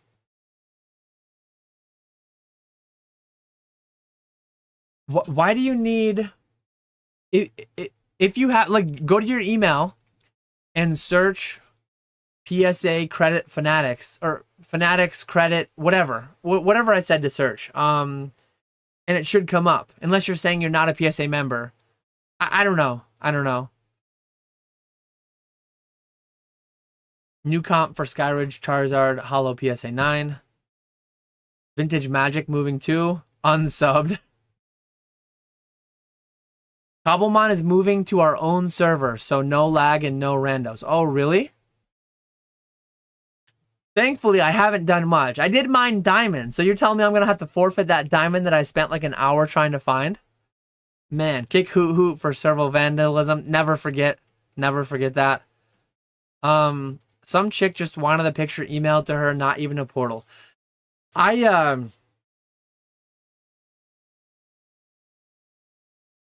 Interesting. Like, maybe I'm too lax with certain things, but a lot of times that I provided my ID, it has been through some upload in some special portal, or like when I deal with my accountants, they send me encrypted emails that require password protection. And then when they need documents from me, I don't email them. I put them in a portal. I put them in I think they use SharePoint. I think they use like the Microsoft product, which I used to use at my company. But I have one interesting thing with consigners. So some consigners will call me and they'll give me their account numbers over the phone. They don't want to text them. They don't want to DM them. They don't want to email them, whatever. One email I do delete. So I will save my consigners in the payment system. And then a lot of them will be like, hey, here's my information, but like delete the email, delete the Discord message, delete the Instagram DM, whatever. They don't want their ACH routing, all that stuff in messages. But they send it there, but then they want to delete it. I feel like I've provided that information to other people via email and stuff. Like, maybe I don't take that kind of security as strictly as I should. But years before I did any of that, years before any of those things, the whole Equifax breach. Like, why are you so cautious with your ID when New York is just going to get hacked and spill everyone's IDs? Like, the Social Security is going to get hacked and spill all of our Social Security numbers. Like, it's a joke. The whole system, the whole credit system, the whole ID system, like all of it is just an absolute joke. I have my credit permanently frozen on all credit bureaus because it's all just a joke.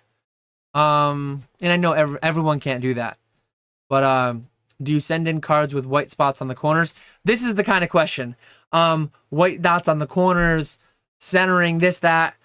People send black labels to PSA and I don't know why. I send in cards with white dots on the corners all the time and I get PSA 10s all the time. I send in cards that are 60-40 or worse. 60-40 looks bad. 60-40 looks ugly. I don't want to hash out the whole video that I'm going to do on Monday. Or not this Monday, but a future Monday. But like, some of the cards that I see people pass over for centering, it's like, what are you doing? I tend that card all day long. Way less centered than that. I don't think I have a bad example right next to me. But I'll show in my video. And some people will watch the video and they'll say, oh, he just cherry picked. He just showed the worst example ever. And that normally doesn't get a 10. It's like, okay, believe me or don't believe me. But I've subbed tens of thousands of cards over the past decade. And I'm quite comfortable on what, and it's not like this is a guarantee. Some people only send 10s. I don't know why. I get it if you're grading something where the 10 is plus 50 and the 9 is minus 30. Like that's rough. That's dark. You need to 10 that card. But when the punishment is not that bad and the reward is really good, it's not that bad to get a 9. You'll learn some. But yeah, like this card is pretty off-centered. That probably won't translate well. You probably won't see it that well. I'm gonna have to just do it on a video pre-recorded, and I'm gonna have to pull up the actual scans, and I'm gonna have to do there's a website with a tool for calculating centering. But there's so many people out here. Like I've been actually Nick, even old school Pokemon. He talked to me once that he bought so many Celebrations Charizards and he only had 10% of them or something being gradable. And it's like I've bought hundreds and hundreds and hundreds, if not 1,000 Celebrations Charizards over the past 2 years. And I made that one video where I bought 100 blindly on TCGPlayer, sight unseen, no photos. And I made on average I made $3,500. I made on average $35 per one that I bought. I forget exactly what I think 50 10s and so many 9s and no way it's because like I pre-graded some amount, but people just pre-grade like way too harshly. I don't know.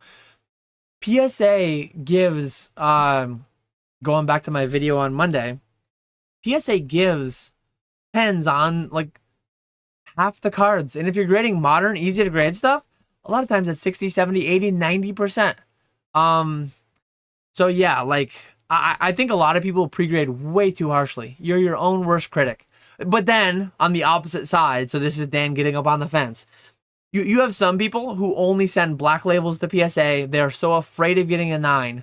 They only send black labels to PSA. It's like, why not submit to Beckett and get the upside? And then you have the other people who pull out their WotC collection from the closet from 25 years ago. And they assume every card's a PSA 10 when they're all 5s and 6s and their dog chewed on them. So yeah, you always have. I have Steam. I have Steam. Like you're talking about Steam, like just the game launcher, the game. I don't even know what you'd call that, but I have Steam. I used to play Fortnite. I have Fortnite. If it wasn't Cobblemon, if it wasn't RuneScape, it would probably be Fortnite if I didn't play either of those. Oh, that's interesting. I did not know that was going on. I don't want to stream the card shop simulator. I don't want an LGS in real life. I don't want an LGS in fake life. RuneScape, though, I mean, it's fun. There's things that are appealing to me in that. There's gambling. There's a lot of I guess there's gambling in Card Shop Simulator. You can rip packs, but instead of going for a 1 out of 1,000 Moonbryon, I go for a 1 out of 1,000 Hydroclaw or a 1 out of 1,000 Basilisk Jaw. I get my gambling fix a little bit from RuneScape.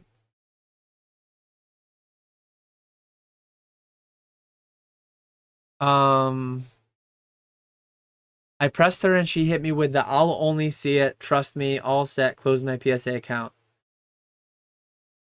What do you think she's gonna do with it? I think PSA has valid reasons to request it. But like, yeah, I mean, play by the rules or close your account. Like that's a very valid response. That's fine too. For me, in my position with my business, it is not an option to not do business with PSA, CGC, and or BGS. Dan, when will you shutter down the business? Also, what will the hobby look like in 2035? I don't think I'll ever fully stop doing Pokemon. When will I shut the business down? Enough exists, but I think once I hit enough, which if all goes well, could literally happen in like 2 years. If things stay as crazy as they are right now. And I don't do anything too stupid. But if the market goes really poorly, or if I do something really stupid, that could be put on hold, and I might have to be here for 20 years. So we'll find out. But yeah, like I am hiring independent contractor streamers. I have independent contractor Japanese booster box fulfillment. I have independent contractor TCGPlayer management. I really love Troll and Toad Evo. And if I can maximize the amount of time doing things that I like doing, I like making content. I like making my videos, doing my live streams. I like buying. I like sourcing. I like going to conventions. If I can maximize the percent of time I spend doing that and minimize the amount of time that I spend packing orders and things like that, I could see in 2035 me working 10 to 15 hours a week on this. Maybe I've got my barbecue food truck. Maybe I've got some other thing going on. Who knows? Who knows? But where will the hobby be? Hopefully chugging right along. I don't think it will be as crazy as it is today. I truly think, I've probably been saying this for a few years now, but I truly think we are going to have some dark period again. Will it be as dark as 03 to 2008? Will it be as dark as EX era? Things like that. I don't know if it'll be that dark, but I think it'll be less crazy than it is now. And it is obscene how on fire the market is in all respects. I know some podcasts out there have some very negative takes on the market and like, oh my God, I can't believe we don't make money on PSA 9s anymore. I believe I've been saying for a while that was all coming. I truly think there will be dollar slabs. By 2035, there will be dollar slabs. I know some people kind of chuckle at that still, that I've been claiming that for a year or two. And some people will say, oh, well, if you're always predicting a bear market, that's not a bear market. There can be two things at once. There can and will be dollar slabs in strong markets. That's what I think. I think you will have a lot of cards that are doing really, really well, but I think that there's such a thing as too much plastic.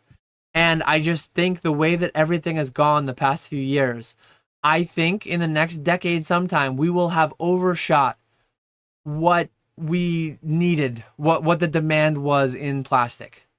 A lot of the mystery boxes, a lot of those, like, clearly we haven't got there yet, but I think we're on our path to doing it. And I mean, a lot of those $20, $30 mystery slab boxes, packs, things like that, a lot of that stuff gets consumed, never comes back into the market. But I think we're going to, so hopefully we have a strong market. Hopefully we have sealed boxes going up over time, some amount of the better singles going up over time, graded slabs. But hopefully we're printing 10, 12, 15, 20 billion cards every year. Like I'm long cardboard, short plastic. Good plastic though, you can't see it, I know, but there's a shining Gyarados up there. Good plastic like that.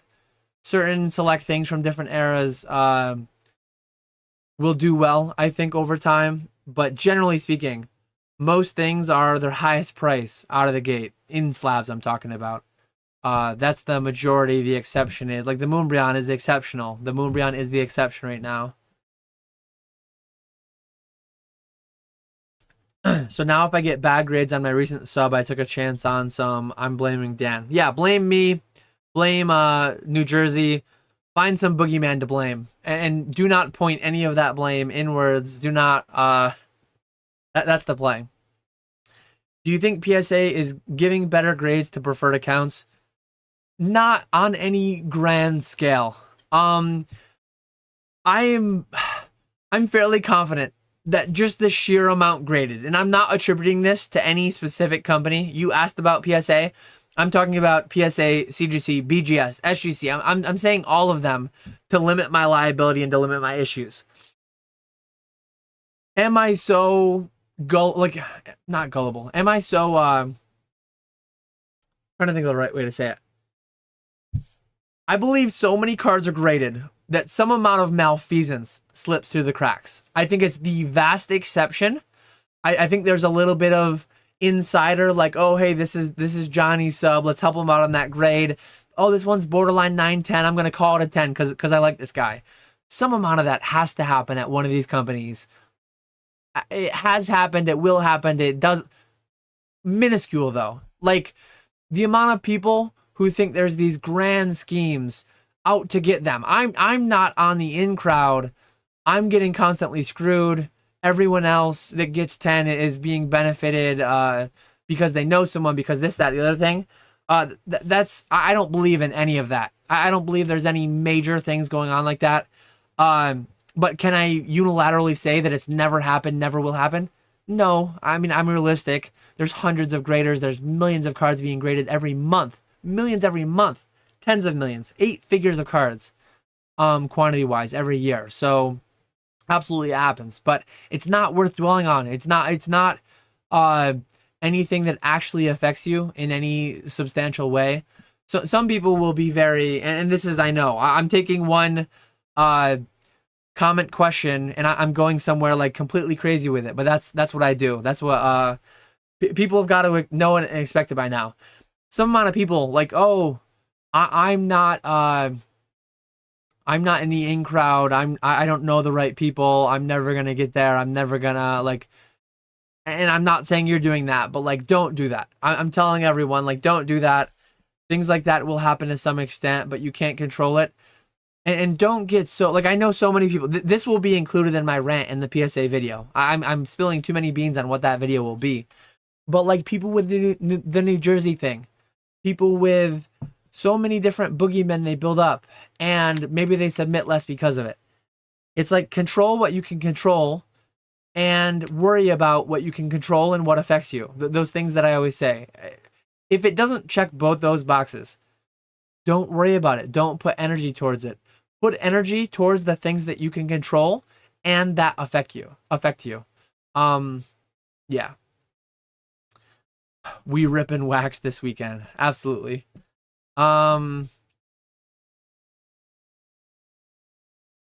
Nikki Slabbage says, I heard it. I'm the next guest.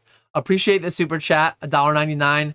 The chat is very slow tonight. No need to super chat, but I very much appreciate you. I don't really have guests on this channel. We do have guests on PokeFlips. We have a few scheduled out. But are you going to Chicago? I appreciate the enthusiasm. But generally we have people on that we've met in person. Generally we someday maybe we'll have you on. But we do have a few people lined up. 2035 Dan will employ us all. Yeah, I am looking to expand my independent contractor base. When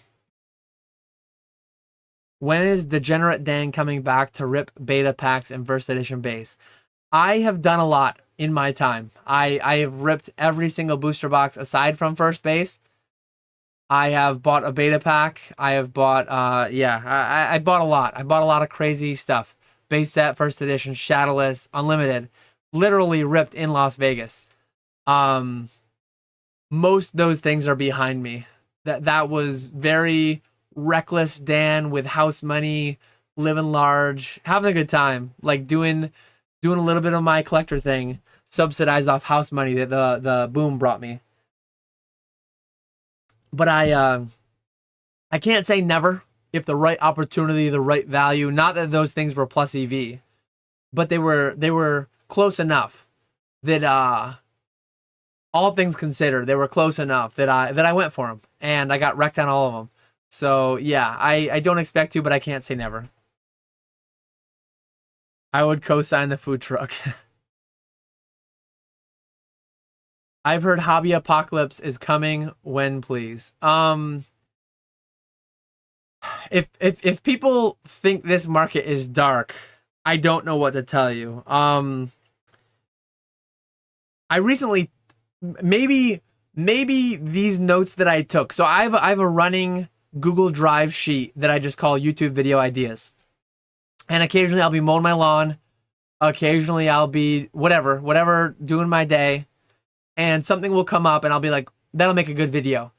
I need to go through and I need to delete out all the ideas that I've done. There's probably like 30 or 40 pages in Word. Fairly big font, but like there's so much stuff.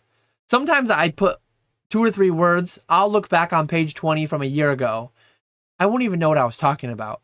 But some of it, I fill out a couple paragraphs, like semi in depth. I throw some links. I throw a copy paste of a chart that I want to use.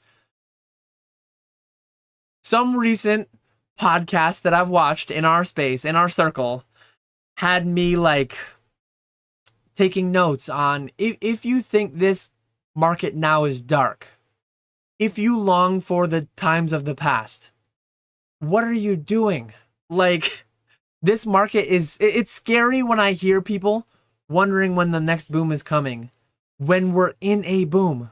This is what booming is. It's a different boom. It's a different boom than 2 or 3 years ago.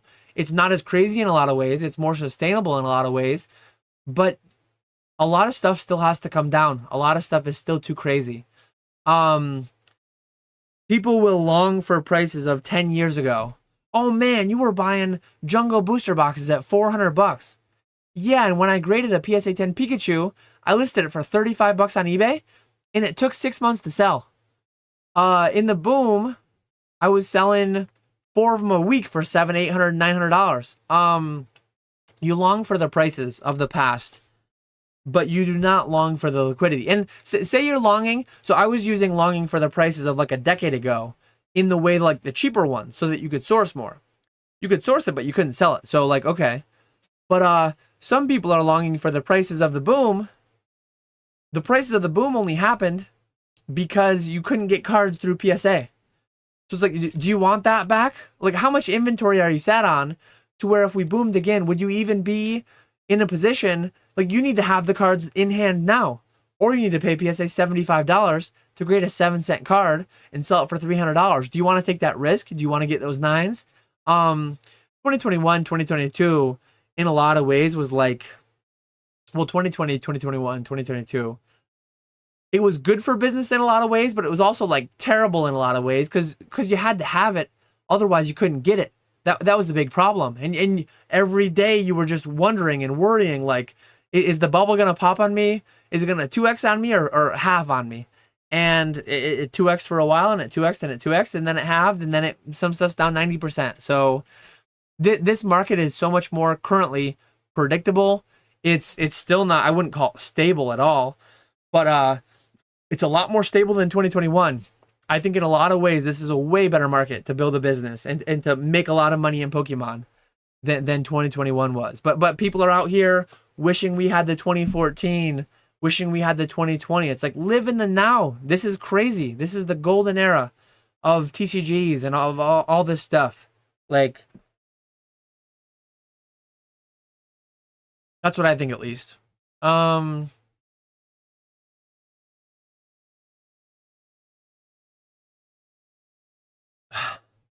DB Royalty says, I'm going to bring my MetaZoo promo dance stamp card to Chicago. I hope I run into you. I will be there Saturday only. I will be around one of the 6 sections that the people I mentioned earlier are running. Greeny, Java. I'm going to start listing names and miss them.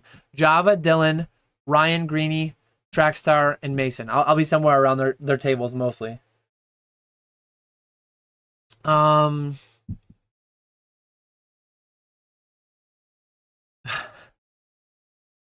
Walrus. Thanks for having me on. I have met Walrus multiple times. I conduct business from the shadows. I'm too big of a whale for my identity to be public. You want to come on? So if you go on PokeFlips, you will no longer be in the shadows. I can't say the spotlight will be too on you. I know our place. I know where we are. We are not going to propel you to Poke fandom by any means. But you will not be in the shadows, I don't think. We're a very small, humble podcast. But we do have a decent viewership. We have a decent viewership by people that are quite engaged in the space, disproportionately. Do you think they like Japanese Pokemon in Louisville? Retro always out here. You got to appreciate the hustle. You got to appreciate the grind. Retro and Fanatics live streams, getting the shout outs, getting the plugs. Retro and YouTube live streams, always working for those plugs. I am flying in. Yeah, Chicago is like over a 10-hour drive. I forget how long. But thank you for taking that too seriously. Just wanted Ernie to hear it. I don't know. And I might be bad at understanding what is memes sometimes and what is not memes. Maybe that was all memes. Maybe the whole hobby hell thing was just memes about different things. But there are definitely times where I get a feeling that people, not just in my space either, watching other creators, watching other YouTube videos, like they're waiting for a boom while we're in the boom. It's like, you don't know what you have until it's gone. I feel like 5 years from now, 10 years from now, there's a decent shot the market could be down, not necessarily down in prices, but down in liquidity and or prices, whatever. And people will be like, damn, I should have been doing bigger things in 2024. I shouldn't have taken it for granted. Hopefully that's not the case. Hopefully hopefully we do boom again. Hopefully everyone just gets rich and we all retire. But I just don't see how, because it's like we're already booming. Look at all the metrics. Look at all the sell-through. Look at all the liquidity. Look at all the market cap numbers. We're booming.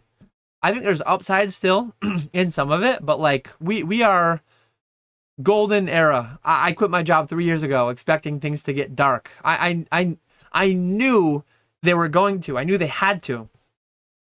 In some ways, some things did, but in a lot of ways, this market is so much better than when I quit in July of 2021. I just sold a PSA 10 Umbreon promo with a swirl for $260. The boom is alive and well. Absolutely. Thank you, Jim Lee. These are all from the Pokemon Center. Unfortunately, I don't have a code to steer you there and get any kind of a discount for you or an affiliate kickback for me. But I always shout out the Pokemon Center. I love all this stuff. I believe these are all Saito. I've had this rant before, but like cardboard. So like, which one is better? You can't even see the one I'm holding, but like 2.5 by 3 inches, or do you want whatever the hell these are? I don't know what they are. Here's my tape measure. Let's see how big these things are. Think of the value. The value 18 by 24, 1.5 feet by 2 feet, and you get this massive art. Why don't they have the artist sign it? Like, I'm not talking about hand sign each one, though that would be cool. Hand sign each one, number them to 50. So buy like one of the prints to 50, and then sell the regular one unlimited, however many they make, 10,000, whatever. Why don't they have the artist attribution on it? I believe these are all Saito. I'm not like an artist aficionado, but somebody told me that before. But like, I love these things. $40. I believe they were 30 or $40, and you can appreciate it from across the room. You don't have to have it in your hand. You don't have to be like, you don't have to look so close at it. There's no company that will tell you yours is only a 9 out of 10. They're all 10 out of 10 to me. Yeah, I really like that kind of stuff. And value wise, like this slab is $1,000. It's a nice artwork, but like that's a nice artwork too, and that's $40. I like it. If my sales has plummeted, is it time to dust off the old resume? Just put in OT with OSP. Yeah, there you go.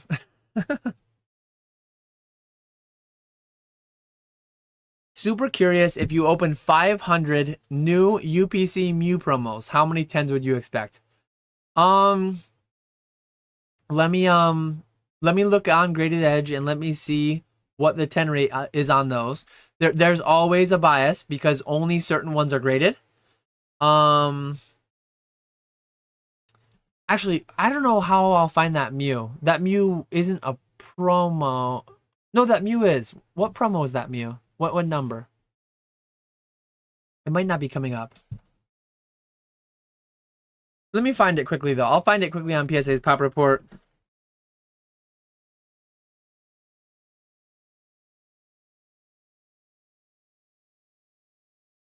So it is... Oh, I found a listing where it's... I needed a cert number so that I can pull up the... I need the cert number so I can pull up the Pop Report.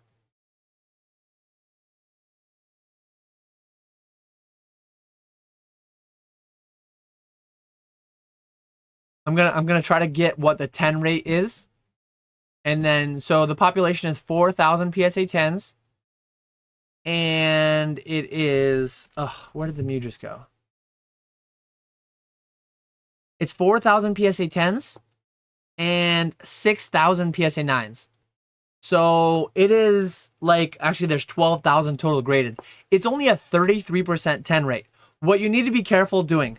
So it's a 33% 10 rate. Using bad math, you would say, oh, well, if you opened 500 times 33%, you would get 150 PSA 10s. That is not the case. So people are pre-grading to some extent. With a PSA 10 rate as low as 33%, I would worry that the true PSA 10 rate of not doing any pre-grading could be as low as 10%, maybe slightly lower. I don't know how hard people are pre-grading those cards. I have graded a handful of those cards, but not a crazy amount. I actually have some coming back from CGC right now. I have graded some with PSA, but that was mostly out of the gate. I did the quicker one out of the gate, and I sold a bunch at a higher premium before the price came down. But yeah, I would guess 50. 150 is like your ceiling. Given that the overall 10 rate of people that are pre-grading is 33%, you would not expect to get more than that, right? Because people are pre-grading, people are only sending the good ones. So 150 is like your ceiling. I think the number would be closer to 50 though. That's my educated guess based off. If you look at a Celebrations Charizard though, and I actually have data to back this one up. The PSA 10 rate for a Celebrations Charizard is about 65 to 70%. I bought 100 blindly on TCGPlayer, and I think I had 50 PSA 10s. I think I sent maybe 70 for grading, 70 or 75 for grading, and I got 50 PSA 10s. So like actual numbers. I have more of those videos in the works. where, hey, I used graded edge. I bought this card, this card, this card, this card, and I bought this many, and it cost me this much, and the grading cost this much, and I made this much money, and I graded this percent PSA 10s, whereas the pop report is this. I think those will be interesting videos. They just take time because I need PSA to give me my cards back.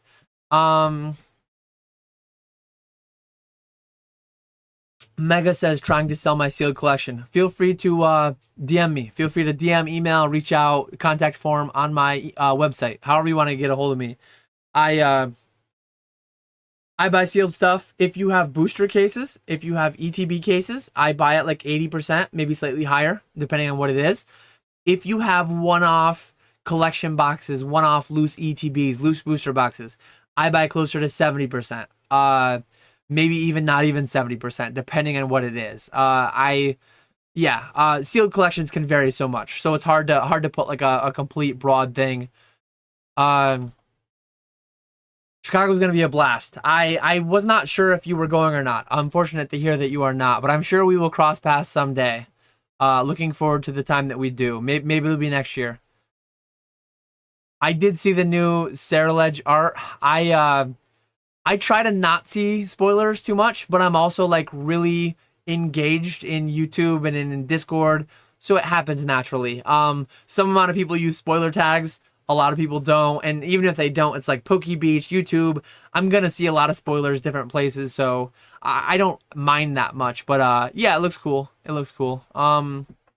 Always excited for the newest sets. The moderner, the better. I wish there was a way to know you're in the good old days before you leave them. I'm telling you, we are in the good old days right now. Cherish what we have in this market. Maybe it gets better, but these are the good old days. I promise you. The market's on fire in a good way. The market is absolutely crushing it. Historic print runs, historic grading numbers, and tons of margin out there. Obscene peak liquidity that the market's ever seen. So many avenues, so many outlets. If you want to be the streamer, you can get maximum margin. The streamers are there to buy from you too. If you want to take the lower margin, get rid of everything in one go. There's so many avenues, so many outlets. It's crazy. eBay sub 10% fees when you start selling $5 million a year. That's when sub 10% fees happen. So just do $5 million a year, and then you've got sub 10% fees. No, Phillies. No Phillies. Tonight's game was awesome. I'm looking forward to a repeat of that tomorrow night. Dan espousing poster love. Ernie back subscribed. Yeah, so someone clip it and tag him, because I probably lost him there for a minute. Is your increased aggression due to your decreased alcohol intake? It's funny, like I had a dry September. I did not drink any alcohol.